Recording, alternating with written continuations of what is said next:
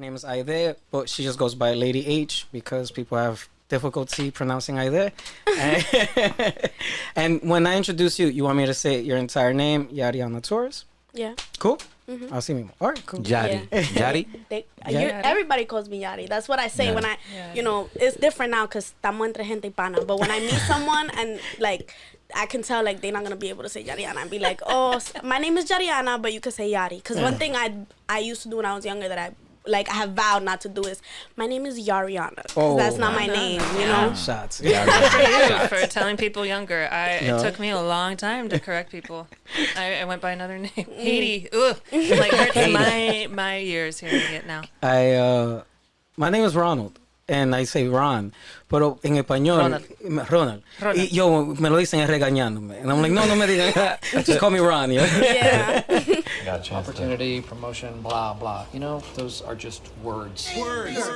All I have to offer is words. Just words. Nobody cares. Nobody cares. What's going on, my beautiful peoples, on this first Saturday of March? Yeah. Happy March. Yeah. So, 7 años se está yendo. No, babe, no, it's not. The first quarter's not done. The first quarter's not done. Cool it. Cálmate. It's one of those things that, every time now I sit down with people and everybody's like laying out their year. And I'm like, no, that's it. Let's just start planning for 2025 at this point. Yeah, we're already late. O si estamos hablando about the summer, we're already late. We should have been talking about the summer last fall. Yeah. It's going real. too fast. Yeah. No, man. Going too fast. But the other day it was feeling like nice and springy. And I was like, I walked out. I'm like, all right, man, so, the weather's changing, it's popping. Yo, the other day, hacía un frío. I got caught. I spent the whole day Thursday when that cold break happened, or what do you call cold snap happened? Cold front. Right? Is it cold front? Cold snap. When that cold snap happened, I dressed myself as if it was the day before, the spring weather, but like just a thicker layer. But that wasn't enough. I was suffering all day. I was so cold. Damn. So cold. No. I literally went to the supermarket. They could get like limones, bro. Something like dumb shit. Mad random. Yo, mad random. Essential. Just a bag of limones. That's it. And next thing I know, I'm like, no. I ran back to the crib. I was like, nah, está frío. Oh, tomorrow's going to be like 61, though. Look at Really? that. Yeah. Oh, that's nice. But I don't trust it. Yeah. No, Check it again tonight. they be lying. Check it again. Like, I'm not. Check it again tonight. Check it again Just in the morning. case. So you won't get caught again. No, it was bad. No, the thing is, I did check the weather before leaving, and I was like, oh, it's going to be 40. I just need like a cute coat. Yeah. That shit was like 29 degrees. It was sike. So cold. So cold. Anyway. Let me run right back into it. You know who we got on deck? My brother, my main man, Dre Drizzo. What's going on? What's happening, my people? Speaking of weather, it's horrible outside right now. What you said? What you said? The plants got to eat too, so I'm going to go with that. The trees and the plants. Got to eat too. All right, cool. Because if the trees don't eat, explícame. We have no oxygen, right? That's how it goes. Like that, yeah. If the trees have no life, how we going? True. All right. So we got to be grateful for the rain. Yeah, you're right. And the rain is water and all the other good stuff. So it's a beautiful day, in fact. So let's rephrase it. Positive thoughts. Don't you? You still don't got the positive mantra shit? I ain't wake up on that shit today. I woke up today on some other shit. Like, coño. First of the month, bills got to be paid. There you go. That's what it is. There you go. Paid the light and the Wi-Fi today. You're right. Yeah. There you go. He said the Tomorrow light, be a little better. Wi-Fi, He said the light and the Wi-Fi. The rent was paid already. Well, clearly somebody's cutting the cord. Oh, man. That other lovely voice that, we got on deck is the lovely, the honorable Lady H. It's great to be back. I had a great time in Houston. I am very busy right now, but I feel like I am at a place that is creatively fruitful. It's very fruitful. And I'm learning a lot. I'm being challenged in good ways for myself. So there you go. It's great. I'm going to throw out 3 great shows this month. Oh. And then we'll move on to the next. Yeah. This month? This month, 3 shows opening. Bam. You're just dropping them. Yeah, so I feel a little like, whew, I'm taking deep breaths to like calm and center myself. Like, one thing at a time. But it's great. It's all good. What's your mantra? You got any mantras? One thing at a time. One thing at a time. Yeah. Look at you doing it. Y'all know what day is Dominican Independence Day? That was last week, right? It was not It on was. Wednesday. It's still this week, by the way. Chill. Wasn't it Sunday? Because it wasn't on Wednesday. It's Tuesday. Isn't it Tuesday? It was Tuesday. Tuesday. Yeah. But we celebrated. We did Dominican Independence Day celebration on Wednesday. What the fuck, I can't remember the dates. What, March 27th? 28th. Okay. We celebrated the 28th. February 28th. February, dije March. Yeah, My bad. Oh, we celebrated in the future. My apologies. My bad. February 28th, we celebrated. Independence Day, I believe, is the 27th. Does anybody know this? Yes, the 27th. Right. Yes, Fact yes. check Yes, right there. yeah. Don't make me pull out the fact check screen No. already. Like, yeah, it's mad early. Matter of fact, let me just double check. Porque esta vaina está feo. I mean, para the la foto. day Independence Day is celebrated is the 27th. Okay. To put it that way. And yeah, so February 27th. All right. But we celebrated the 28th at City Hall. And by we, Lady H and I, we stopped by.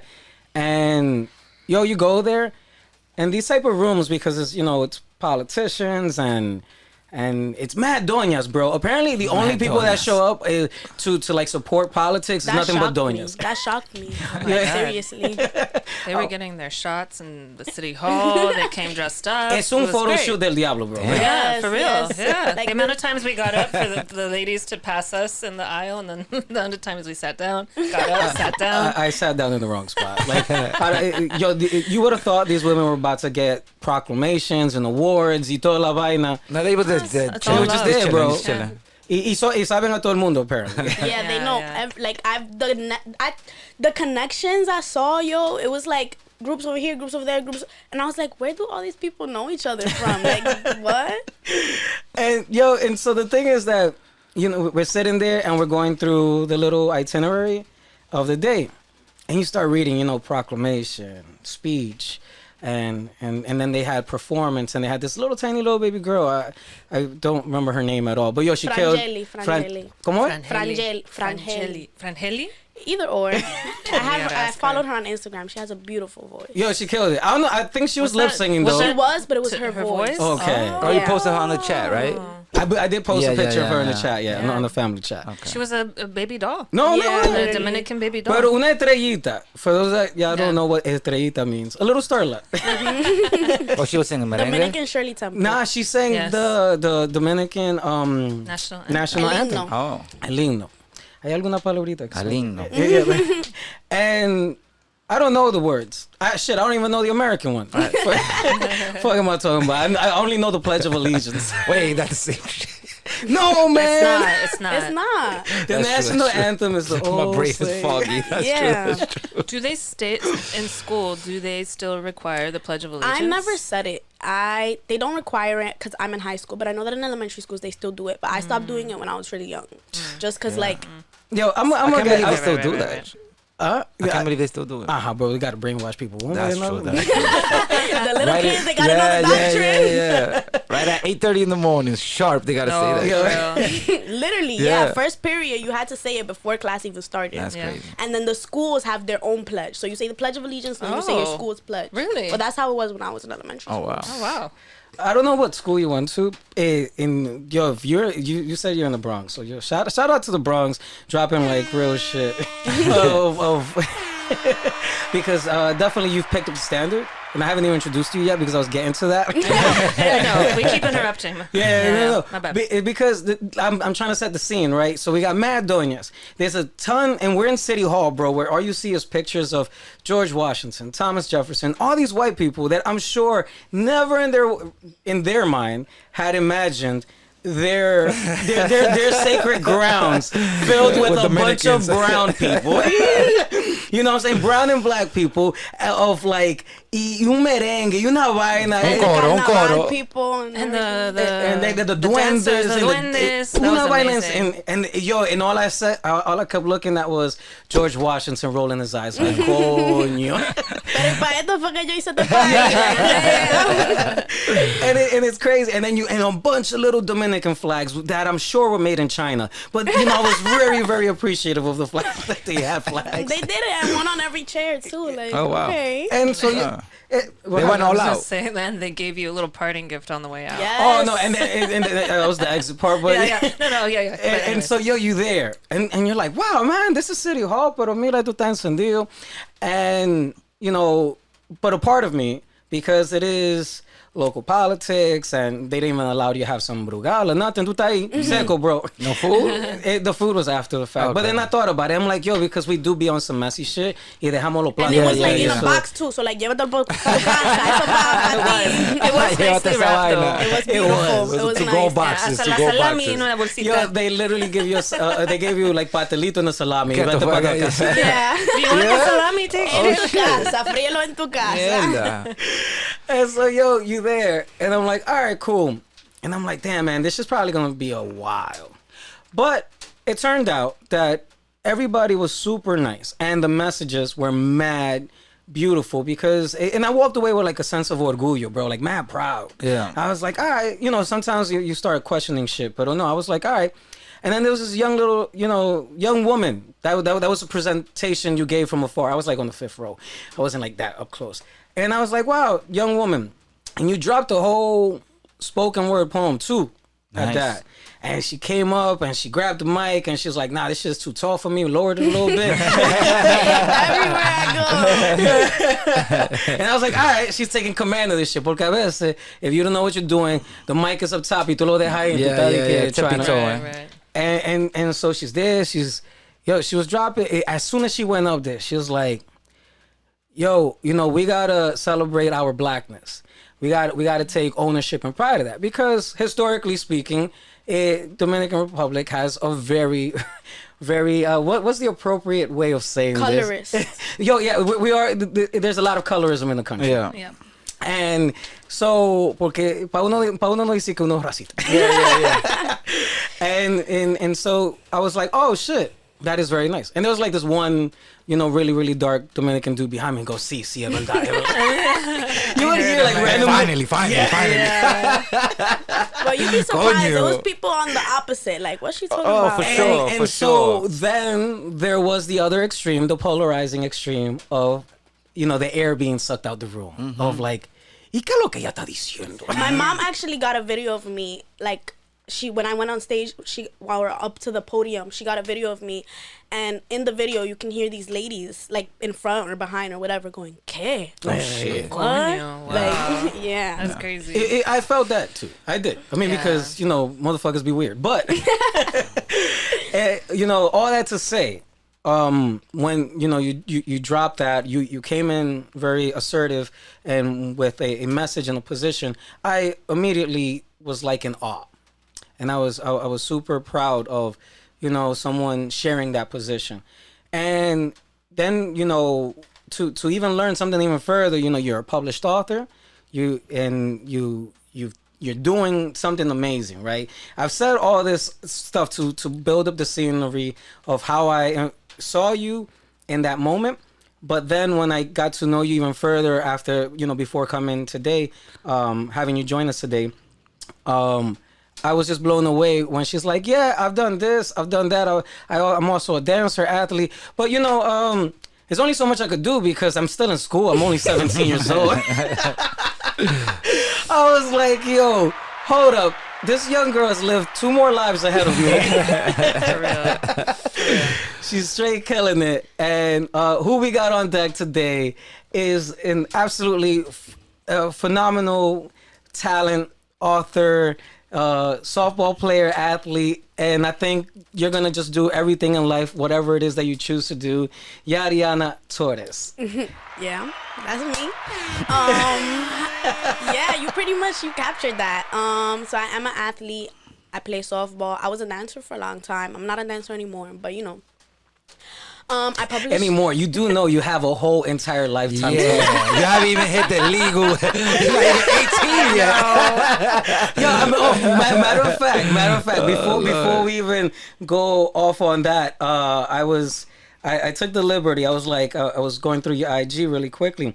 Outside of the other stuff, outside of like doing the basic research, but there's this one poem she has on IG called Bumblebee.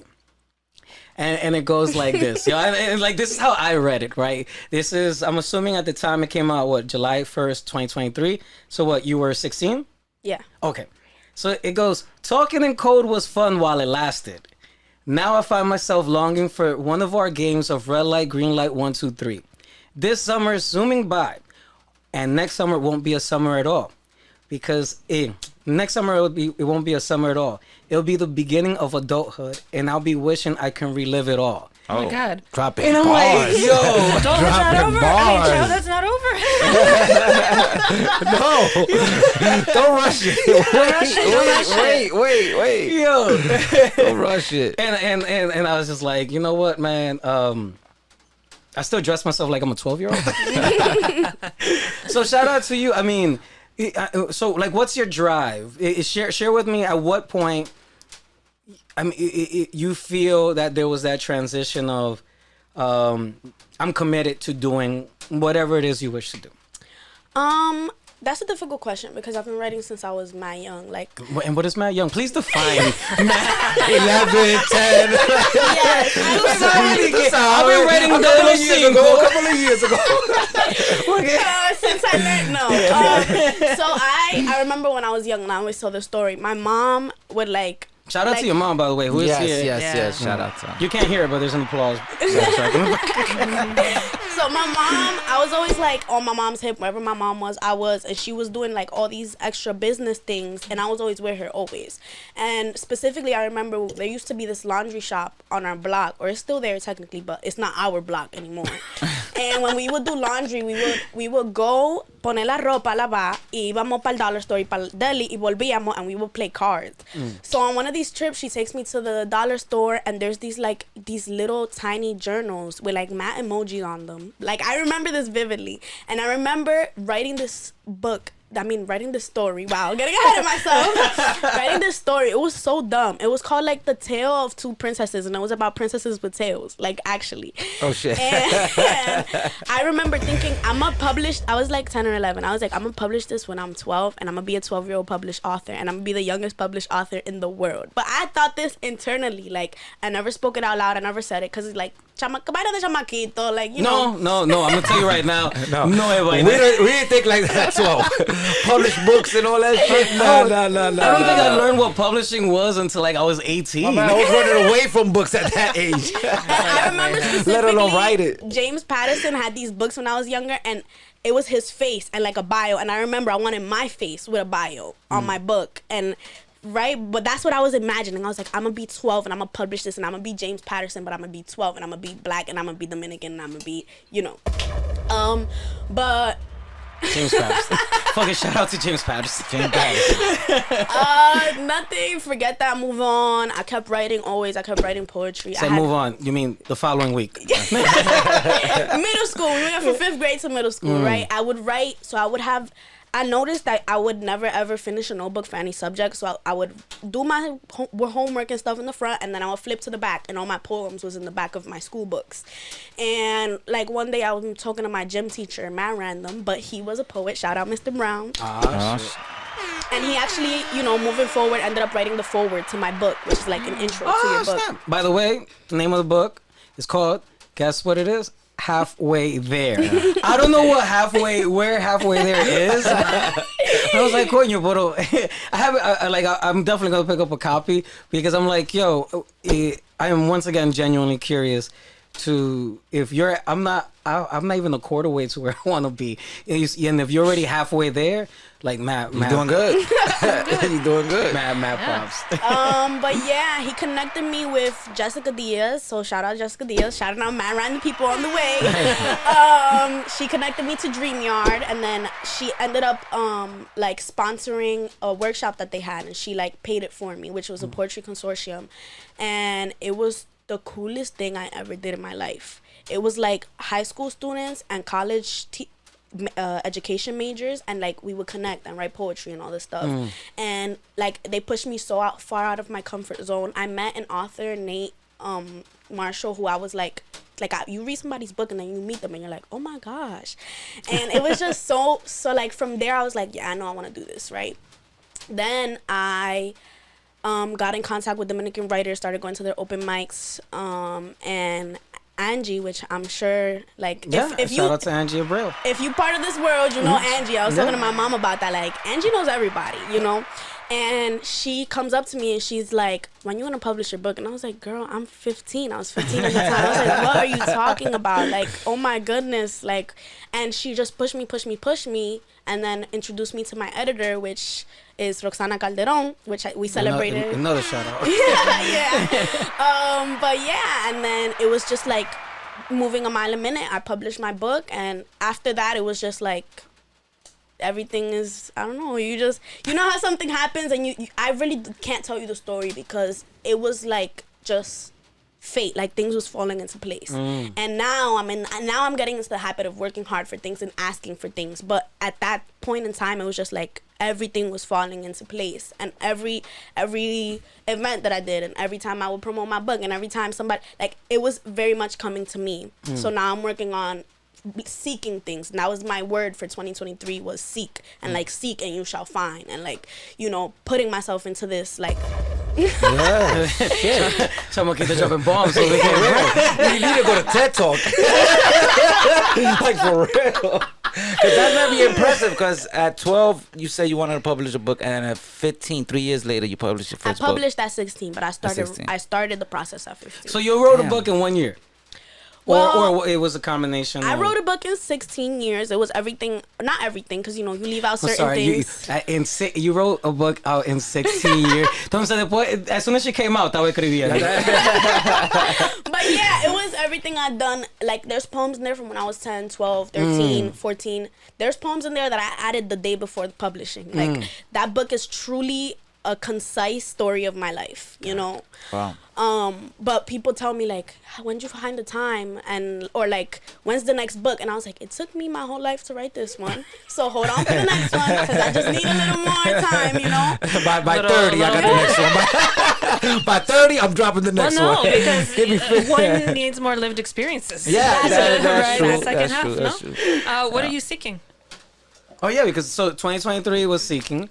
And before you know, before you answer that question, then you also have to end it with what's 2024's motto. But go ahead. Oh my goodness, I meant 2024. My word for 2024 is seek. That's what I got. Yeah. Oh, okay. I thought because when you said you dropped the book on 2023, I thought you were still talking 2023. No. So what was the word? What was the motto for 2023 then? There was none. Oh, so there now. was none. Now it's intentional. 2023 was very random. 2024 is more intentional. Got it.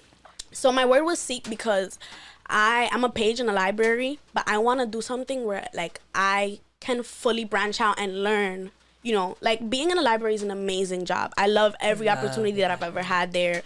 But, like, I want to do something, like, where I'm learning and I'm, you know, like, interning at a publishing house, interning in a PR firm, interning with a film producer, doing something where I'm learning about what I want to do in the future, or, like, where I'm testing out the waters and I'm like, do I want to do this? I don't know. Learning more about the world around me, you know? So specifically when I came up with the word seek, it was about applying. Like, I already had my job, so I was getting very, like, kind of weak about applying to things and applying to internships. What do you mean weak? Like, I was always applying to stuff in the past. Like, even things I didn't qualify for. You took a week off. She got lazy for one. Okay, like week? W-E-A-K or W-E-E-K? That's what I'm saying. W-E-A-K. Yeah, like, I got weak with it, so I'm assuming she just got lazy. Una semana. She's like, ya estoy cansada de esta vaina. I lived too long. I've done too much already. Retirement plan. Specifically, it was about, like, I'm starting college applications. So specifically, apply to scholarships, apply to grants, apply to things like that, because where the money gonna come from for college, you know? Right. But that's where the word seek comes from. That's what I'm seeking. I'm seeking disponibilidad. Like, what am I gonna do? What is available for me? Where's the free money for my tuition? Where's the free, you know, where's the opportunities? I know people who go to college and they get paid to go to college. And that's what I'm trying to do. Like, to cover my tuition and then still have extra to fund my books and to fund the podcast. Like, what programs are you looking at? What schools are you looking at? So my dream school is Barnard. I want to go to Barnard on 116th, right here in the city, right on the 1 train. Like, it's so accessible. I love it. But New York City is, like, don't get me wrong, we have our CUNYs and our SUNYs and they're great, but we are really, like, at a lack for, like, good schools in the city. Like I'm like in the Bronx. Like I want to be able to go to school in the Bronx but still get an Ivy League education, man. And I wanted to go to an HBCU. We don't even have an HBCU in New York. I'd have to go to like Washington or whatever. So I was like, I'm just a little bit defeated by that, you know? But so far, St. John's is my top choice after Barnard. So if not, then I'd probably go to Boston, Emerson, or UConn, Connecticut, UPenn. You know, in New York, but like tri-state area. Yeah. You know what I mean? Close by. Yeah. Train Close right enough away. by to mama. Yeah. I've always thought, like, after I made years and years, I've been doing this for like 4 years almost. I've made years and years of connections to just move to another state and like. Hello, like I'm gonna just leave the connections here, you know. I don't want to. I see New York for me like as an eternal, like I'm gonna always be in New York with the occasional like I'm gonna live a year in Italy, I'm gonna live a year here, but like in New York is my home. New York is where I always want to be. What's the application process been like so far? So I've been writing a lot of essays. For a lot of scholarships you have to write essays, and I've been slacking with like applying to jobs and applying to internships just because the season is kind of over. Like, you have to, like, be in the perfect season for something. And applications, annoyingly, will close, like, a whole year before the start of the freaking program. So it's like, you got to apply in March when you're looking for something in October, you know? So it's very difficult to, like... But I recently applied to something that I'm very excited for because it starts off virtual. So I will be able to keep my job in the library, do softball, do school, and have that second job virtually, you know? Yo estoy cansado. That schedule sounds great. And it is. And I just recently started working. I say that I work 12-hour shifts because you wake up at 6, go to school at 8, get out at 3, work at 3:30 to 9. Like, that's a 12-hour shift to me. You know what I mean? So, like, when people are like, hey, ¿por qué tú estás cansado? Yeah, I work 12 hours. Like, don't play with me. And I do softball, you know. You've already started the undergrad schedule before getting into undergrad. And I'm grateful for that. You know, because, like, a lot of kids my age, when they get to college, they're like, this is not what I expected. So I'm trying to, like, I don't want to say burden myself, but I'm trying to take on more than I can do. I say that in quotes because I believe I can do anything I want to. I believe anyone can do anything they want to. But I'm trying to take on more than I can do now so that when I get to college, I'm like, this is a breeze, you know? Because it does get difficult, yo. Like, I have friends who are like, nah, yeah, I can't take this. And they drop out because it's a very strenuous, like, rigorous process if you're not, especially coming from an NYC public school. Like, you get there and you're like, ooh, where am I? Like, what is this? You know, there's not a lot of preparation for it. You know, it sounds like it's a lot of work, and for somebody your age, it's like, what do you do for fun? I do this for fun. So I'm talking about drop a bomb. That's what I'm talking about. Work is fun. Also, at that's that what I'm age, talking about. There's less sleep. Yeah, I remember like sleeping 4 hours in undergrad. Yeah, that's almost every night. Yeah, it like, was crazy. And something that will shock. I will have a day. I would like, so my work schedule varies. Some days I get out at 9, some days I get out at 6. And even on the days where I get out at 6, I get home and I still fall asleep at 12. And it's like you always got something to do, yo. And if I'm not writing an essay, if I'm not fixing my resume, if I'm not cleaning my room, if I'm not, like, it's always, I'm falling asleep at 12. No matter what time I get out, no matter what I have to do. But I just kind of accepted it because there's nothing you could do about it at this point. And the more guilty you make yourself feel about, I'm going to sleep late, oh my God, you're making yourself feel worse about it, you know? And when you just accept it and you're like, it's okay, and you take a nap every now and again, and you do what you gotta do, you feel better as a person, you know? I gotta start doing more shit. No. God damn. It peters out as you get older. I thought gym, cleaning the house, and working was like, I'm not doing shit with my life right now. Oh no! Now I'm like, I need now it's go time. I can't fuck around no more. It's go time. He said it's good. Look at you motivated full-grown adults over here. Damn, yeah, congratulations with that como job. que su pausa, como que you don't want to do nothing. Damn. And I be feeling unmotivated and I be doing nothing. Like, I go through my little phases. Everybody does. Yeah, you know? try not to lose that energy because once you climb up that age ladder, That shit sounds. Oh yeah. You feel those 4 Oh hours. yeah, you Yeah. feel I don't it, do so- those 4 hours anymore. Well, we're not trying to paint a scary picture of the future. No. I'm just sharing you Yeah. sleep more because you prioritize sleep more. Yeah. And I do want to get to that point eventually, but I think prioritizing sleep is a privilege. Yeah. Like Yeah. when you don't have when you don't have the time, like, you know, everybody wants to like idolize this 8 hours of play, 8 hours of work, 8 hours of sleep, when that's BS. Because where does the time you get dressed? Your time for commute, your time for X, your time for Y. Like, people want to oversimplify things when that's not the way that it is, you know? So right now, sleep is not my priority just because I know where I want to get. The same way, like, running around, being on Dykeman is not my priority because I know where I want to get, you know? No shots to the people who want to be on Dykeman. Go ahead and be on Dykeman. And I do make time for that. If it's somebody's birthday, I be on, you know. But you 17, right? Nobody should be letting you in anywhere on Dykeman, by the way. I think that's ain't that the age nowadays? I mean, number one, I'm just They're not probably saying. checking IDs no more. At that point, right? I mean, do you? I live my life. I already know how this shit works. But let's be real. Yeah. She's gonna get a coffee on Dykeman for the purposes of the show. No, Yes. yeah. Un number- juguito, baby, un juguito. Un juguito. Ya, vamos tú y yo a hablar. No después. hookah, no hookah, no hookah, No hookah. no hookah. No, I actually don't. I've, like, every time I make friends who are smokers and they're like, yeah, I smoke weed. No, I always hear, like, I wish I could stop, or don't do it, or I quit. Wow, So you're at your age. yeah, like Wow. 17-year-olds who are like, don't do it, don't ever get into it. So I'm like, okay, I'm never gonna get shit. into it, cause like, if you hear from everybody, don't do it. It's one thing if you're hearing from people who don't do it, but if you're hearing from people who do it, I've just kind of been like, oh, where? Okay, never mind. Like, just keep it pushing, stay straight on what I want to do. And you know, that's no shade, no hate, because I know a lot of smokers who have brilliant minds, you know, and like their creativity and the way they think. I've never met any people who think like that. But everyone has their own niches and everyone has their own things they want to do. So, what is your relationship to your peers right now? In In terms of really like good question. where you're working at, where you want to go. So school is like socializing for me because I don't go out a lot. I don't, you know. So when I go to school, and I just recently started making friends.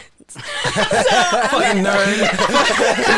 Coolidge. Priorities are different. Yeah, so I'm in my final few months, and I feel like this happens to everyone. I'm in my final few months of my senior year, and I'm just getting to know the other seniors.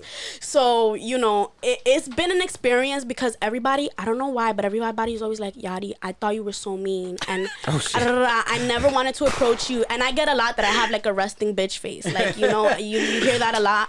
But I'm always like, if you just approach me, like, I'm nice and I'm kind. So now everyone's like, oh, word, you are nice. And I've had more people approaching me, and I approach more people, and I've gotten to, like, socializing for me is fun because you get to like see how people think, and everyone thinks differently.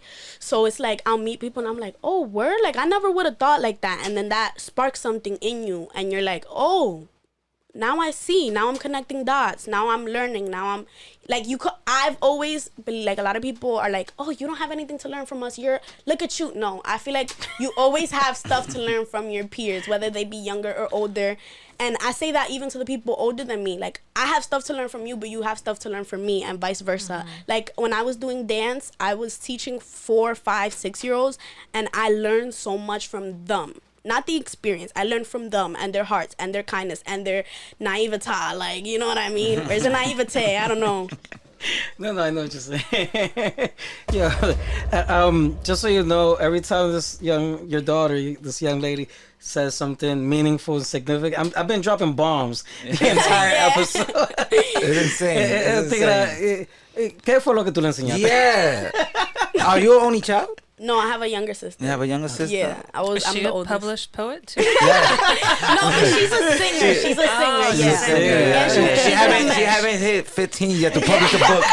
She's in a program Give us some right time. now, Give us like some a time. medicine Full pro- album already. Yeah, exactly. Her greatest hits is coming out at 16. She's more like scientific. She's in a program because she want to go to med school. Oh, So yeah, she's Okay. Shout she's out on to her way your there. mom. Yeah. Good job, Mama. You know, Yeah. Shit, I'm blown away. I ain't even gonna lie. Like, that's amazing. Oh man. So, what now? Next year you're going to college, then, right? Or is it? It would be this It'll semester. be this year, like August, September. August. So this in this fall. I'll share with you the reason why the applications are so early. I teach, so now I'm on the other side of why that process happens. Is because the teachers need to know who they're accepting, so they can get as much funding as possible from them for the budget reasons of the school. So it's like something way higher, like just above them, and they trust me, the teachers don't want to choose early because it's so quick and it happens so fast and it happens in the middle of everything. So that's why they ask for way in advance for the applications, because it's to try to get more money for the students and the scholarships and all that. Which makes sense. Nice. Yeah. You're like, I don't give a fuck. I know. I got mad shit to do. My shit. Yeah, word up. I got no time for this shit. They're a pain in the ass. I got no time to be signing all these applications. They're a pain in the ass. I mean, once you have your generated responses, you go into your little notes files, and you're like, oh, I've had this question before, and you just copy and paste a response that you've had previously, which is that is the good part of doing things over and over again, which is you have a routine and you have a set paragraph that you put everywhere, I guess. So you're gonna go back. You're gonna go to school this fall. Do you have an idea of where you think you might be going? Yeah. Where? Yeah. Well, it depends. Right now, St. John's is my top choice from who has accepted me so far. Oh, okay, so you already been accepted. Yeah. To a few places. Yeah, no. Yeah, there you go. She already got schools on deck. I thought it was still a hopeful situation. But it's very funny, actually, which is why I tell people, I've heard, you hear all your life, the college application process is not about you. It's about the colleges. And you're like, that's BS. What? How do I have to write my essay to get in certain places? But it's funny because, with my resume and my all the things that I've done, my extracurriculars, I'm getting You're with all my accolades and my accomplishments, surely all the amazing shit I have done in my short life. I am making you look good. I am Black Dominican and I've done mad shit. ¿Qué más tú quieres? You're checking off 300 boxes. PR dream team. PR dream team. What I mean to say though is I'm getting accepted into private universities and I'm getting denied from Lehman, Baruch, that's why I've learned it's not about me, it's about the process, you know, because my friends are freaking out oh my gosh, you're gonna get in everywhere and I'm not, but it's literally about the process, because look at you got into Lehman, sis, and I didn't, and Lehman's down the block from me, you know. So it's is that where you really wanted to go though? No, so but the thing is, you know, what I want to go into is a lot about networking and a lot about connections, and I feel I wouldn't have found that at Lehman. You know what I mean? I'm fully aware of what you're saying. There's certain careers that you could do tú puedes hacer tu carrera donde sea. If you want to be a nurse, you could do that anywhere. If you want to be a doctor, you could do that anywhere. But with PR, because I want to go into PR, it's I gotta be meticulous about where I go and what internships I do and if I do this and if I do that. You know what I mean? Very, very kind of detailed and pinpoint what you want to do and what you don't want to do, where you want to be, where you don't want to be. Why PR? That is a really good question. So, because wouldn't you want to just get higher PR for you? So I wanted to be a teacher for a long time, and I think it was just because of my experience with dance. I'm really good with kids. I love working with kids, and because in the scene you see that every writer is oh, I teach, and I was oh, that's gonna be me. I'm gonna teach, and I already had the experience of being I'm good with kids, so I was that's it. I'm gonna be like everybody else. I'm gonna teach and I'm gonna do XYZ. But when I got into an internship that I did a while ago, which was actually my first job with NYPR, I was a teen civics ambassador. I did this specific event where I did a grand opening and I gave a speech alongside Mayor Adams. And I remember going home and telling my mom about it, and she, go ahead, go drive your bomb. Drive your bomb, bro. Number one, it ain't my bomb, it's your bomb. I'm gonna throw horns in there too, okay? So I remember going home and telling my mom all about it and being just ecstatic, I was so happy. It was I want to say a shifting point between, because I had always kept what I want to do professionally and my writing separate, and this was when it finally started to collide for me. And I was telling my mom, and she was I don't know why you want to go into teaching if you should go into doing things like that if they make you so happy. And I was yo, that's facts. But I was I did not know what to do. Shout out to mom for dropping the bomb. She's my everything. She really pushes me and motivates me to go further, and my dad as well. Thank you. I didn't want to ask. I hear a lot a lot of fathers. Yeah. So I'm like, I don't know that story. Can we give my man Give us some horns. I'm gonna show my nigga paying the bills. Hey, you got the. You want to write? Well, you need lights. So that's when I realized, like, what am I doing? What is it that I'm doing right now? What is the title for this? What is the label? Like, what is the box that I have to be into to fit into society standards? Because I can't just freelance my whole life. And I did an event for the Met too, and these things started clicking, and I was like, okay, maybe I want to go into PR. Maybe I want to go into, you know, coordinating events. Maybe I want to go into being the face of a company. Maybe I want to go into, you know, writing statements and doing, you know, all these things, because that is what I'm good at. That is what I like. And I love working with kids, and I do believe that, you know, if I would have done it, I would have loved to do that. But I think truly I'm in the shift that I mentioned was about how can my personal life benefit my work life, benefit my business life, benefit my, you know, like a cycle of like, what's the difference between work and business, and how can I connect it, and how can I fit my personal life into that, you know? So cognizant. I was nowhere like that at that age. You got like the answers of life at, I know, right? at 16 years old, Barely 17 years figuring it old. out now. You got the answers of life. bro. I didn't even try to connect those. Like a very, very big part of me is like super proud and, you know, just in awe. And another part of me is like talking to 12-year-old me. Coña, ¿qué tú hiciste con tu fucking vida, bro? ¿Qué fue lo que tú estabas haciendo? Explícame, pero dime. And it's like, But no, aquí tú sabes. You'd be surprised though, because that's how I feel sometimes too. Like my one of my best friends is like, when she graduated high school, she had like a 98 average, and she was literally curing brain cancer. She was in an internship where she was learning how to cure brain cancer, and I felt so like, I don't know. Like, what the fuck is this? Yo, fuck like everybody that that like, says wait, what? the world is going bad. Thank God. The future's looking bad. Because holy shit. I ain't gonna lie. 17-year-old niggas is curing cancer, brain cancer. We're good hands. Esta vaina va a estar bien. Thank God. Yeah. and I felt so like, what am I gonna do? 'Cause Yo, listen though, I'm really good at what I do, but I'm not a fan of school. I feel like school holds me back in every way possible. I haven't let me not say that, like, but I haven't really learned something that I know can motivate me and push me forward since I was young, you know. So I feel like high school for me, and don't get me wrong, I make a lot of connections with teachers, and I've had teachers reach out to me to buy books for their classroom, and teachers reach out to me to speak at graduations and whatnot. And that's how I feel high school is benefiting me. But and it's not just me. All of the students in modern day America feel like high school is holding us back. And I think the system is very like, you need to do X, Y, Z. Is it my fault? No, I think so. it ain't mine. It's not mine. I'm outside. Shit. But Oh man, you taking away My work phone. the My work most phone. My inspirational work phone. speech. I want to say I have at least a job. It's my work phone.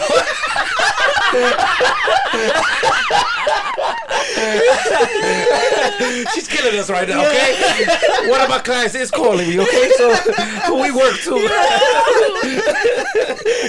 My bad. I'm sorry for you. I'm sorry for fucking it up. I'm so sorry. Over here giving a whole fucking I motivational know. speech. I'm busy too, goddammit. He's saving lives out here. You know, I'm busy too, goddammit. oh my Nah, god. you good. Don't worry about So it. Don't worry about it. You good. that actually happens to me a lot. I always like, I can't, do not talk to me while I'm eating or drinking, because Well, I at will. least that's a first. Yeah, we got it in the podcast. Don't worry Oh about it. my You're God. good. You're good. Don't worry about it. Don't worry about it. I don't even Everybody. remember what I was Yeah, I'm talking sorry. about I'm now. sorry. Se fue. No, you were talking about How schools how connections. students in Yeah, America students in are America. feeling Yeah, that the school isn't system, doing justice the by them. system is definitely failing us, because if you're a high school student, and I think even middle school students, because, you know, but it's definitely about how can I get the grade that I want to get. Nobody's thinking about what they're learning. We're thinking about how can we get the grade that we want to get. We're thinking about, you know, I need to get this done because I need that 100 to up my grade. Nobody in or I'm speaking for the people that I know, people in Bronx public school systems. Nobody is thinking, how can I learn? We're thinking, how can I get the grade I want to get? How can I get that 90? How can I get that 100? And that is holding us back so much. And there's teachers that are so innovative and creative, and there are certain classrooms where you go, I want to learn here. But it's not a unanimous, I want to learn in every classroom. It's, I want to learn in this classroom, you know? So it's very, I think, you know, and I said I didn't want to get into politics, and I got into it myself. It's but okay. I think It's okay. we really need to focus on the teachers that we put to basically mold the minds of our students. Because I've had so many good teachers who, like, will push me forward and motivate me and teach me, and that doesn't mean I gotta like them, because I've had teachers I did not like who still push me forward and motivate me and teach me things that I have never even, you know, thought of that like better my writing. But I've had a lot of teachers too that just are also very focused on the grade, and they don't like help you learn, which is what I think teaching should be about, you know, like it should be about learning. And I think it should be mutual learning too. Like how can students teach each other? How can teachers learn from students? How can students then go on to teach a lesson about this to younger kids or whatever, you know? I wish to share something with you that I hope will never in your life ever take away from your outlook. Because currently, you are very, very young, and your outlook is the way it should be. It's a very optimistic one, and the energy is there for it. However, I hope you decide to continue that outlook forever, because the realities of how systems are designed, whether it's something as simple as a curriculum, all the way to an economic system, a social justice system, and things are designed. There is, once we find out, and it comes to a broad awareness of that the greater interest is never in our favor. Not in our favor as just, you know, society and people, but one has to decide what is the drive behind all of it. And once you begin to realize that the drive is not for the betterment of human beings, and it, you know, who is pocketing and, you know, whose corporate interest is driving whatever politician and all that kind of shit, things can be deflating. And I think it's very important for one to remind themselves that, you know, whatever your truth is remains to be an absolute truth. Because there's a very big difference between moral truth. There's a very big difference from subjective truth. And, you know, there's just a difference of what we call the mass truth.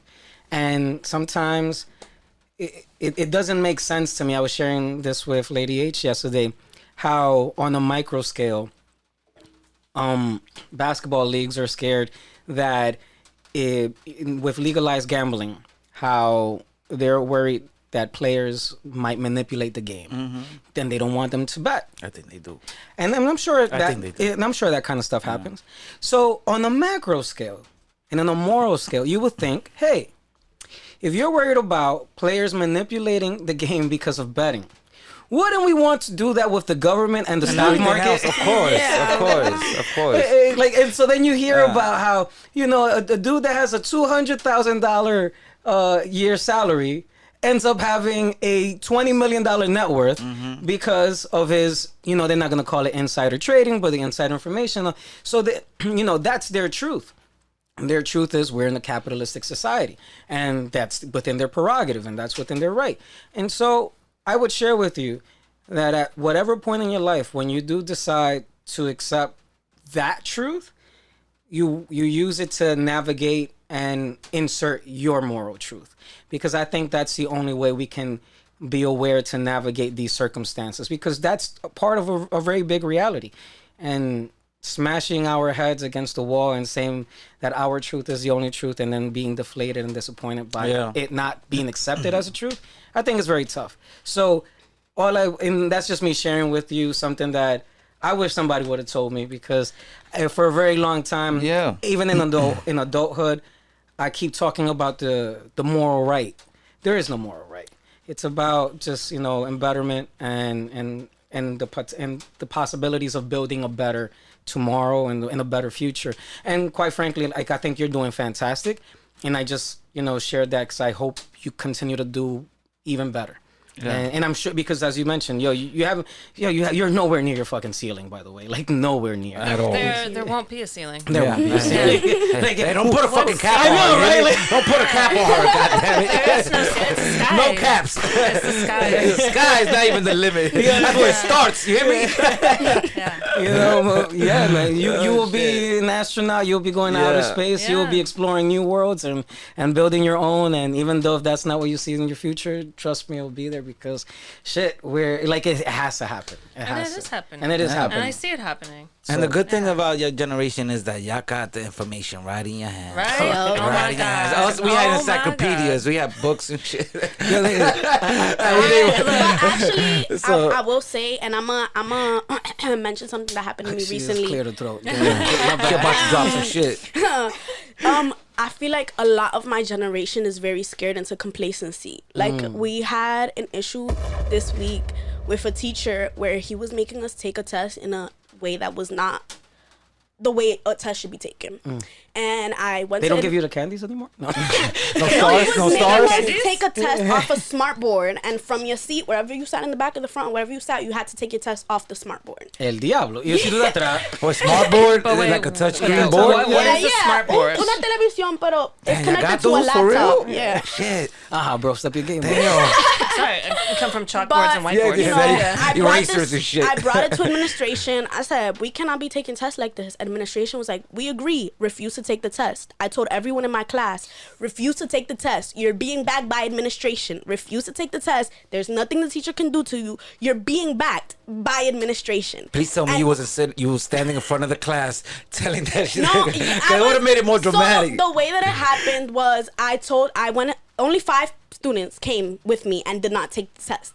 And I went into the class and I told the teacher, we're not taking the test. We are backed by administration. We have approval from administration to not take this test.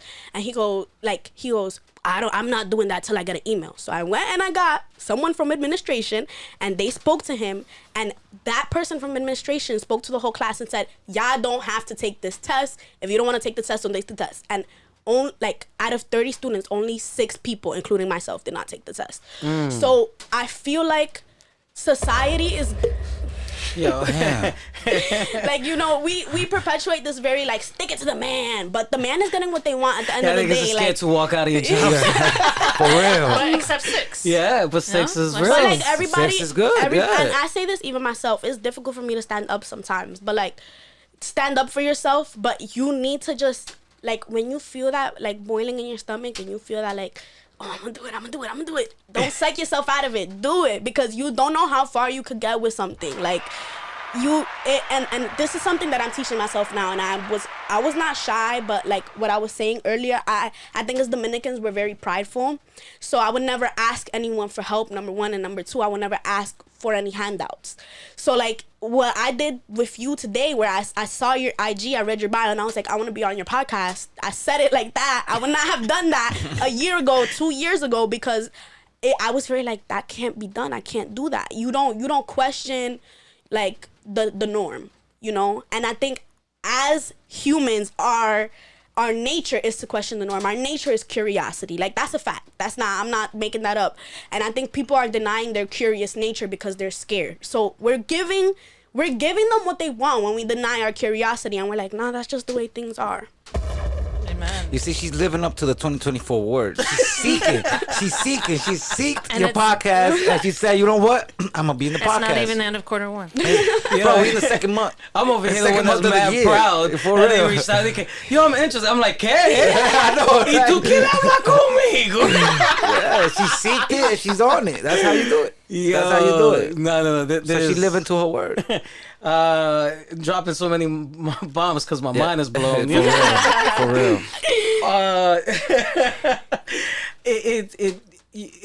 You've led several lifetimes within your high school years. I've never even thought about let's not take a test. They can talk to administration. For I would never real. even wanted to go to the office. To go back to what we were talking about, the information is readily available to you. I still think to myself, why do I still know the fucking Dewey system to find a book? Like, you know what I mean? Like, yo pasaba eran 2 horas tratando de buscar el libro. I used to find 2 hours trying to find this fucking book because if I misread the note, it's got to take it back. Just to find the card to tell me where the card is of where the book is at. It's like that's the way things are done, and there are better systems, and you will bring the better systems to your bosses and to your supervisors, and they're like, that's the way things are done. Yeah. Why? You're the supervisor. Help me come up with a better system, But it's not just my generation. I think everyone in the world is so complacent, and I wish we could just get all unanimously together and be like, nah, we're not standing for this bullshit. Like, we're gonna stand up for what we believe in, but it's like it has to be on a unanimous level. It cannot be 2 people, 3 people. It cannot be certain advocates. It got to be everybody. So you think it's fear or comfort or both? I think it is both. I think I think it's very difficult to recognize fear, especially if you're a prideful person. I think you're like, yo no tengo miedo, pero yo no lo quiero hacer.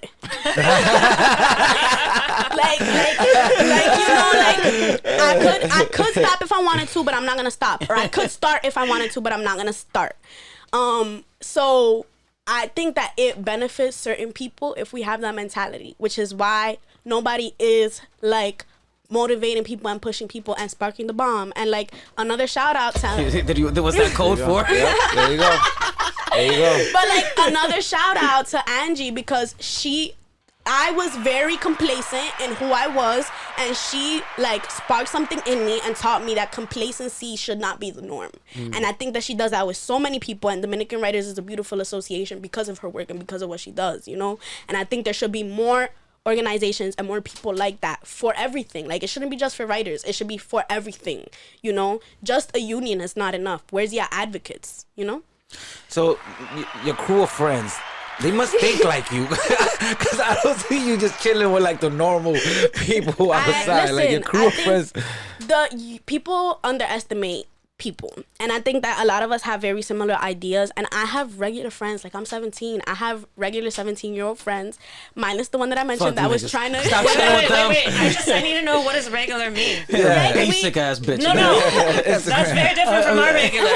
Very different. Regular, they just cure cancer and shit like that.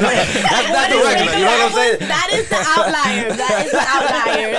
But I have regular friends who go to school and go to work and go home. But you're right. To your question, what is regular? Like, what do you consider regular? I think regular is, within my community, within the Bronx, I think regular is someone who goes to school and goes to work and goes home. And I lived like that for a long time. And, regular people have irregular thoughts. Like, you cannot just put someone in a box and be like, she's a superstar. She's not. Because people have the seeds inside of them. And when you talk to them, you learn. But a lot of people are just not willing to talk to someone because they're not in their bracket. But that person got better ideas than you. Like, I've heard people who have never had any, like, people like put me on a pedestal because of my extracurriculars and whatnot. But I know people who have no extracurriculars, just doing high school, no jobs. And they say things that blow my mind. They say things that it's like, yo, you need to be in my spot, not me. So when you try to put people in these boxes of what's regular, what's not, what's smart, what's not, you're really like ruining somebody's chances of even how they view themselves, because that, like, you internalize that. Is there a question that we could ask you that you don't got the perfect fucking answer to? like we haven't caught it yet with the not one time, son. Jesus.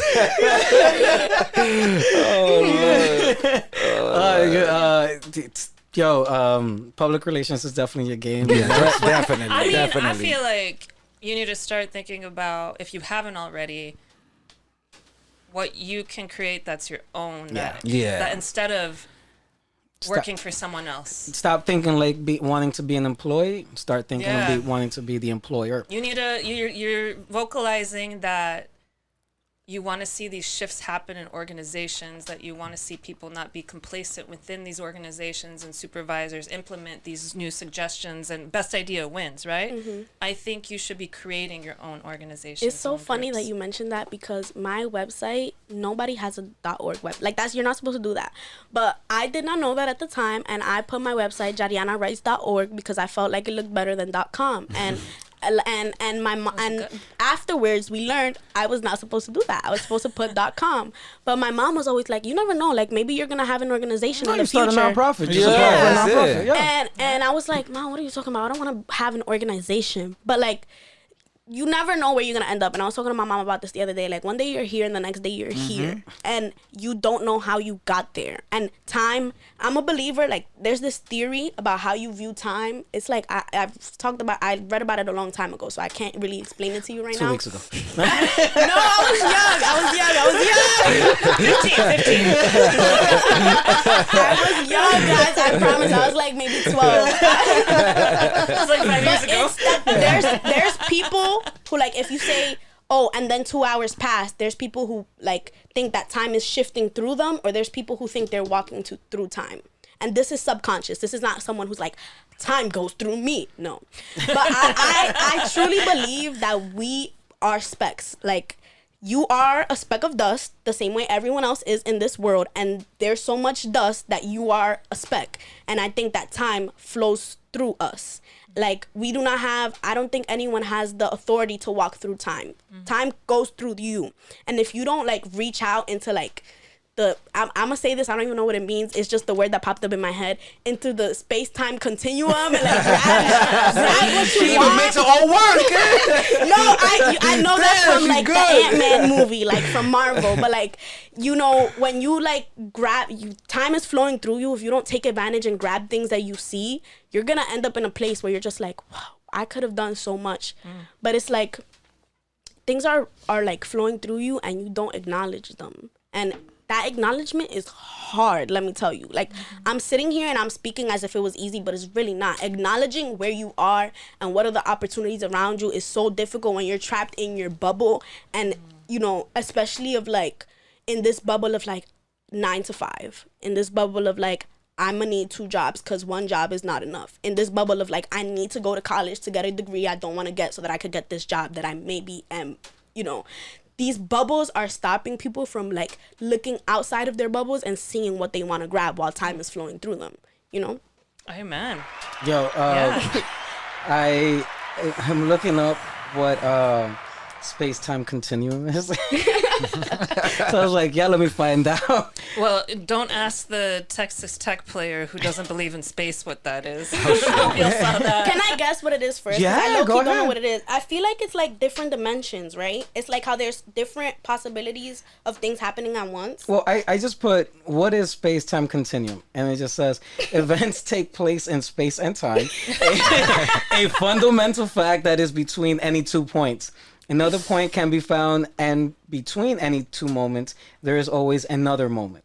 There is no gaps in space or time, and each is, therefore said, a form of continuum. So something's always happening. Eso es. Yeah. Everywhere. Wait, what is it? Everywhere, everything, all at once. All at once. Yeah. Yeah, and I mean, shit, what you've dropped is... Start real. grabbing. Start fucking That's the grabbing. truth. Start fucking grabbing. The world doesn't wait for you. No, No, it doesn't. I'll share, like, what was it?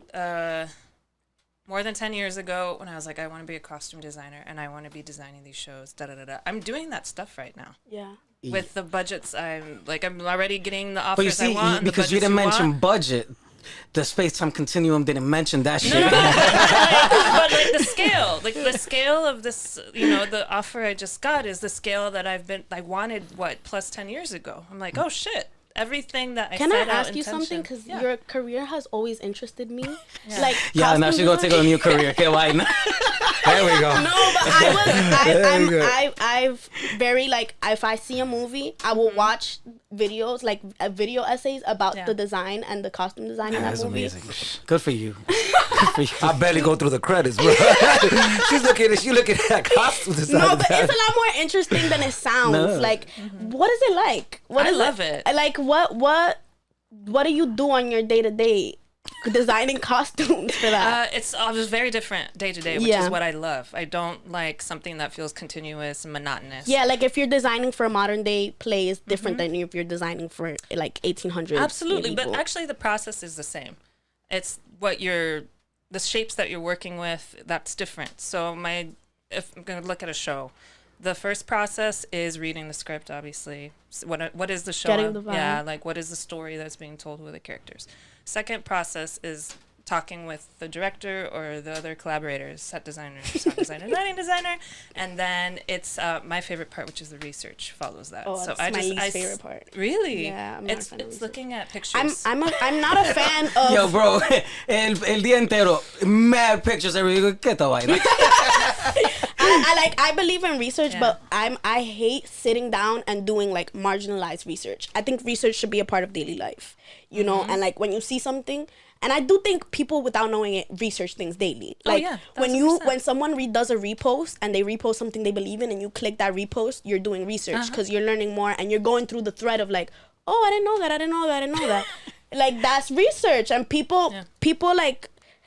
I don't do research. But that's to me that is. I don't know. That is research. That is research. I'm gonna say I'm doing research every day on the gram. What are you talking about? Well, I mean, what you do today? I worked. You know, I went to the gym. I researched. Just to sound good. Just to sound good. The difference is intentional research. Yes. So like I'm intentionally researching that's whatever true, the world is. Yeah. So Watching bitches twerk on Instagram doesn't count, bro. No, but I just did a show about Colombian prostitutes. There you go. You see research. I had to go to Instagram accounts that had specific photos, and so if I'm looking at this stuff on my screen and these images of these women pop up, I have to be like, research, bro. this is research. Research. Intentional research. Intentional research. Yeah. So research is a part of it, and then it's finding the characters and the shapes in that whatever period that is, That's and so then dope. drawing That's it. so dope. I'd love to shadow you one day and just see what absolutely. you do. That sounds amazing. Make a connection. Yo, She's good. She's good, bro. No, the duerme. No, the duerme. But I wanted to share all of that to say, like, I did When that y'all go to intention. do you go to Boston? Can Oh, I my finish? bad. Thank you. No dije nada, my bad. Thank you. Save it though. So I brought all that, the intentions from 10 plus years ago. Now it's coming to life, and now in this bubble that I'm in, now that you mention it, I'm in the bubble of costume design and teaching. I want another completely different intention for the next 10 years, and that's something that we're growing together and building. So and this is just proof right now, like, oh shit, 10 years ago that's what I wanted, and now I'm looking 10 years ahead and I want something bigger and better and there you go. with more agency. That's a good word. Yeah. I think what I mentioned earlier that my word of 2024 was seek. I didn't come up with that myself. That was literally an assignment for an innovative, creative classroom, as I was mentioning, a teacher who cares about what her students are learning. And that is like the best advice I could give anyone, especially with peers. Like, sit down, take time, and pick a word and talk about your word. And people will have insights on your word, and it will lead you to be more intentional. And I was never like that. I was never intentional about anything. And I'm so like, that is my goal, is to be so intentional that I have a schedule and I'm scheduled down to a minute. Like, you know what I mean? People. Yo, I'm gonna tell you, don't do that. Yo, because you'll set yourself up for so much disappointment. That too. Because yo, that shit keeps getting pushed back. That's true though. So I mean, I'm just sharing. That's my experience, because that intent, and I don't mean to cut you off. Obviously, yo, you are driven. No, go ahead. It's your podcast.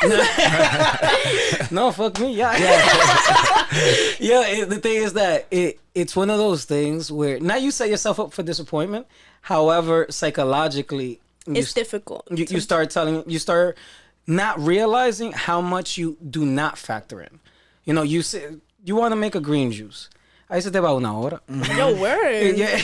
Word though. That's if you want to be healthy, or you're paying $17 for a green juice. Yeah. So you bought yourself the time, right? But walking to and from the green juice store, and then ya se fueron 25 minutes. It's like what we was talking about with the work play, sleep. Yeah. They know, like, this is oversimplified. You cannot oversimplify your life because you're gonna. And then again, life happens. Anything can happen. You got one phone call. You got to be somewhere. You can't do this mission because. Yeah. But if you zoom out and you extrapolate and you look at the progress, there's still progress. Oh, no, there is. Absolutely. That's the key right there. That's the key right there. Yeah. No. And you're absolutely right. However, when you said minute to minute, that's hard. That was an exaggeration. No. I felt like you meant it. You don't strike me as someone like somebody that exaggerates. You're speaking with intention. You're seeking. Yeah. Y después tú vas a encontrar esa vaina and you're doing it minute to minute, and then you're like, yo, mom, bro, this is hard. Yeah. I don't know if you sound like that to your mom ever in your life.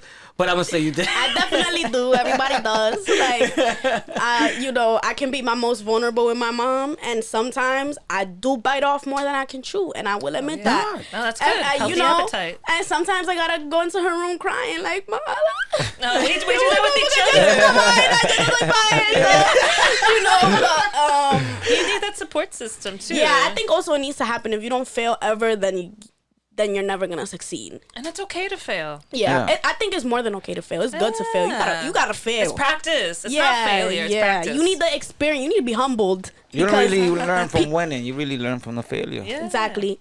You learn from that humbling process. Yes. Ustedes todos son unos She's genios. bringing up. I'm trying to keep up with her. I know, right? I'm trying to like remember shit that I heard on TikTok that sound crazy, and that was one of them. Perfect timing. The mantras are gonna start. There are no losses. There are only lessons. I don't take that's L's. the way I gotta speak. Sign up for my courses online. Yeah, for real. Yo. All right, so we're gonna switch over to last call. Yeah, last call for words. My bad. Last call for words. My brother, my main man, Dre Drizzo. I'm like out of words. I don't know what the fuck to say at this point, but Daddy, you are truly amazing. It is refreshing to hear somebody from your generation. The way you talk, your drive, and everything else like that. Like, shout out to Mama, you did an amazing, and that too. That is in the picture. That is in the picture, yeah. And that, and keep doing what What's you're his name? doing. Can we give that Juan, shit? it's Juan. Juan, shout out to Juan. Tú estás haciendo un trabajo fenomenal. Encendido, Juan. And keep doing what you're doing, and I'm looking forward to see what you do next, for real. So, thank you. Yeah, absolutely. The lovely, honorable Lady H. What are your last call for words?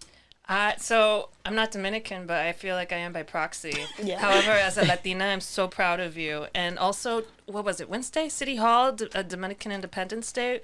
That event was so nice and so beautiful. I was pleasantly surprised because I was expecting a standard, like, let's see how long this lasts until we get out of here event. But what surprised me about that event was the amount of women and powerful and strong women that took that stage and that were celebrated, and you set that up for us, and you spoke so beautifully, and you're such a beautiful representation of the future and what's to come, and no pressure. I'm expecting a lot of things from you. No pressure, but pressure. The pressure. You got this. You got this. this. So I'm really proud to have had this conversation with you, and I can't wait to see what you're gonna do. You have so much ahead of you. Absolutely. Yeah. Miss super smart young lady girl. This is like that's gonna be your new formal title. I don't want to be like Miss Know-It-All, because that's like that's a negative that's connotation. negative. That's shade. There's no shade. No. Miss Smart Lady, señora que sabe mucho. Tú estás muy bien. Yariana Torres. I definitely learned that I like this. Seek, right? I've never done a podcast to this extent before. I'd like done interviews and whatnot, but it was very formal. So when I sat down here, I was very nervous. Also, your setup is beautiful. Oh. Like, I love the vibe in here is great. And I realized that this is something that I might want to get into. Or this is something that I might want to do. Career choice 20-5. That's it. The whole career fair. That's it. Just add a little bit more to the plate. Mami, yo no creo que puedo hacer esto, pero vamos a hacerlo. Listen, and I hope I motivated my mama, because I've been telling her I want to do a podcast with her, and she has not been jacking it. But it's because we're like this. Like, who better to do a podcast with than your best friend, you know? What would you call your podcast? I don't even know. I'm so bad with titles. You don't know how long it took me to put a title to my book. It was it was so difficult. putting titles to poems, I hate it. It's not my thing. And that is actually like very common. Like a lot of writers do not like, because it's like you're putting something in a box. I'm not good at putting things in a box. I'm very good at letting things flow and be what they want to be, you know? Yo, the thing. I feel like you're being too lenient with the box. Like, I'm saying regular stuff. No, if you would have heard what I heard, say, I don't like putting things in the box. I just like letting them flow. I was like the yacht bomb. Well, y'all could just started both of y'all names. Yeah, why don't you just call it me and mama? Me and mama, yeah. Just keep it simple. Keep it simple. Don't. Well, she'd have to be down for that first. So you down? To put me under the throat right now. You want to be the next guest? You get some practice. Be the next guest. Yo, that's. I mean, if that. By the way, I should have probably asked you, how did you come about your title? Halfway there. I don't know. I don't remember. I like when I'm telling you. It was back you, in the days. Things happen, and I don't know if it's a me thing or if it's a everybody thing, but things happen, and I don't know how they happen. I don't know. Like, I remember there's a story, because I remember I went through, even with my cover, which I wish I had my book to show you, but I forgot my book. But I'm gonna put it up. Even with my cover, it was a process of, like, I thought I wanted something, this is something that I find very common in my life. I think that I want something, and then that's not what I want. So I thought I wanted one thing, and then my book, I wanted something cultural as my cover, but then I realized my book is not very cultural. It's very personal. You know, there's cultural poems in there, and I'm a very cultural poet, and when I read my poems, you know I'm Dominican, and you know I'm from the Bronx, but that doesn't mean that they're cultural. That's a trait they have. So when I realized, I was like, damn, but this doesn't represent my book, then I was like, back to the scratching board. And really, the genius behind that is my illustrator. My bad. Y'all picked up, she called it a scratching board. not a drawing board, a scratching board. I scratch shit off, bro. I've never. Yo, my bad. I guess feel I'm the like only I one. just misspoke. I don't know. I thought that was the phrase. Okay, if that's We're gonna what keep it. That's what we're gonna keep it. You've been talking so flawlessly that we're gonna keep that shit. I missed out. I'm like, scratching, bro. I never heard of that one. Fuck. I'm like, clearly I'm behind the motherfucking game. They got those in classrooms now. I gotta Google this shit. Go ahead, continue. Which is why I always say, like, collaborating is the key to getting what you want, because I had no idea what I wanted, and my illustrator from DR, which is actually my mom's cousin, he, like, when I said I needed an illustration, my mom was like, I know who I want, and I was like, damn, this is my book, like, what you mean? But she was like, I know who I want, and it ended up being executed so beautifully to an extent where I did not know what I wanted, and he did, you know. And even, like, little things people don't know about publishing, and I didn't know about publishing, is like, even the gloss finish you give your book will change the way it looks. And I went through a whole process of, like, having to reprint, because you got to print an author's copy, and I printed it matte. But because my book cover is so dark, it looked, in my opinion, it looked bad, because it was, like, dark, and the matte, you know, there's no highlights. And I had to go back and print it out glossy, and all these little details of what I thought I wanted. I thought I wanted a matte book, and then I got that matte book, and it was not what I wanted. So, like, all these little tiny details which you think are nothing teach you so much, because that process taught me a lot about, like, you cannot be the, like, how do I say, you can't be a dictator even in your own life. You cannot dictate what is happening. You cannot dictate how things will come out. Things will happen the way they want to happen. Look at you. There you go. Wise beyond your years. For real. Sometimes we become perfectionists, or we aim for and strive for perfectionism because you care so much. And within that process, a lot of things get lost. And, you know, it's not that, let's just put it out there. It's just that you want to deliver something that you believe is true to you. And then it's also not, because it's not just true to you, it's an extension of you. And it's an extension of other people as a representation. So in the process of chasing perfectionism, a lot of things can get lost, and so that's why you should never put things in a box. You should let it flow, and that's what I learned today. By the way, I didn't know that shit. You know, so that wasn't my last call for words, by the way. But it probably should be.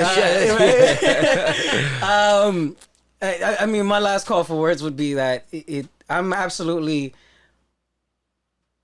just flabbergasted. Like, you know, you've blown me away. Outside of, I already had an idea, but having an idea, and sometimes we get, you know, in just human nature and the spirit of romanticizing an idea of what someone is, who they are, what they represent, all these other things. So when I saw you drop your poem and give your speech and speak and just, you know, really represent us in a meaningful way, in my brain, you had built up such a beautiful hype, and I am beyond fulfilled knowing that you've lived up to it, because sometimes that is the most difficult part.